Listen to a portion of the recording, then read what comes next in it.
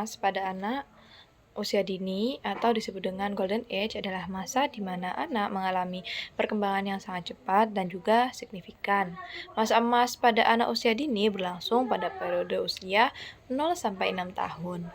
Pada masa ini, anak itu mulai belajar dan mengembangkan kemampuan-kemampuan dasar seperti berbicara, berjalan, dan berinteraksi dengan lingkungan sekitarnya. Pada masa ini, otak anak menyerap informasi dengan sangat baik, sehingga apabila anak diberikan stimulasi yang tepat, akan berdampak besar pada kecerdasan, emosi, serta kepribadian anak.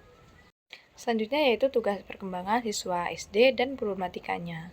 Jadi, tugas perkembangan siswa SD itu antara lain belajar keterampilan akademik dasar seperti apa? Membaca, menulis, berhitung, seperti itu. Kemudian mengembangkan sikap positif terhadap diri sendiri dan sekolah. Kemudian belajar berinteraksi sosial dengan teman sebaya. Kemudian menumbuhkan tanggung jawab dan juga kemandirian. Untuk problematika umum atau masalah-masalah yang sering terjadi gitu loh di anak-anak SD itu apa? Ya seperti kesulitan belajar, apa tuh kayak disleksia, lambat belajar kayak gitu. Kemudian untuk selanjutnya apa? Kurang motivasi belajar. Kemudian ada masalah perilaku. Kemudian eh, apa sih solusi kita sebagai konselor untuk menangani masalah-masalah tersebut tadi? Nah, itu kita apa? Kita bisa melakukan memberikan layanan kepada anak tersebut dengan cara apa? Itu tadi melibatkan orang tua juga. Jangan lupa melibatkan orang tua melalui konseling keluarga seperti itu. Karena perilaku anak itu kadang tergantung kepada perilaku orang tua juga. Karena kan orang tua itu adalah lingkungan yang paling dekat ya, orang yang paling dekat dengan anak.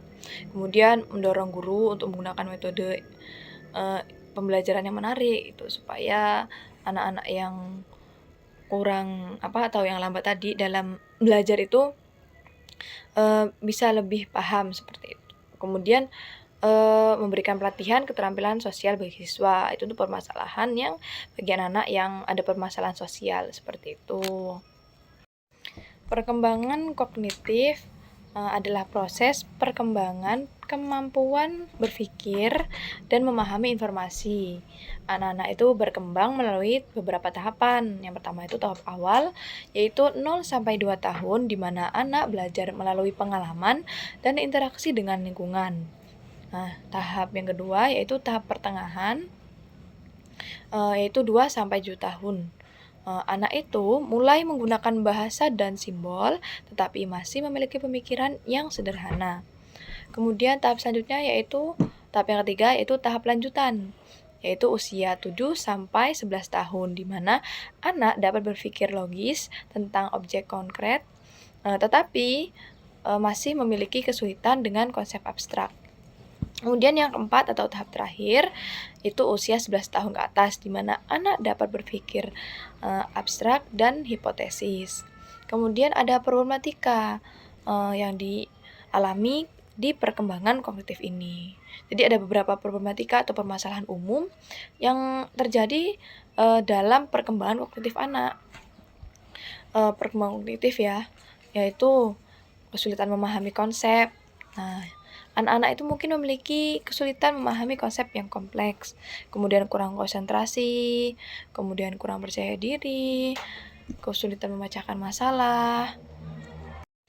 Nah, solusi untuk mengatasi problematika pada tahap perkembangan kognitif itu ada beberapa solusi, seperti menggunakan metode pembelajaran yang sesuai, kemudian mengembangkan kemampuan berpikir yang kritis, meningkatkan percaya diri, kemudian mengembangkan kemampuan memecahkan masalah, seperti itu. Jadi dengan memahami perkembangan kognitif dan problematika yang terjadi, kita dapat membantu anak-anak mengembangkan kemampuan berpikir dan memahami informasi dengan lebih baik. Selanjutnya itu problem sosial dan penyesuaian diri pada siswa SMP. Jadi ada problem apa aja sih yang berkaitan dengan sosial anak SMP?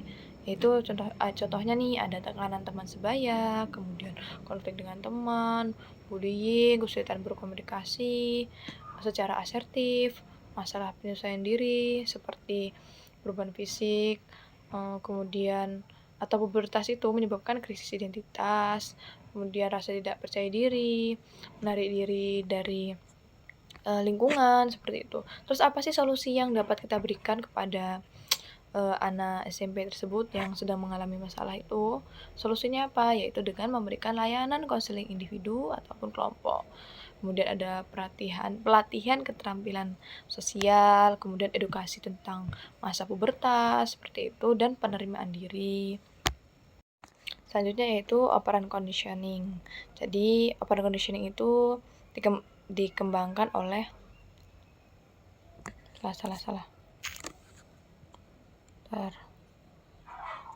Ya, betul. Selanjutnya yaitu tahapan operant conditioning.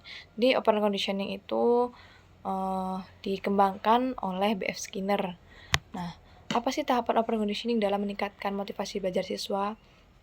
Nah, operant conditioning Skinner itu adalah pembelajaran melalui konsekuensi, yaitu berupa penguatan dan juga hukuman. Tahap-tahapannya itu apa? Yaitu yang pertama, mengidentifikasi perilaku target. Misalnya apa? Mengerjakan PR. Kemudian yang kedua, menentukan penguatan positif.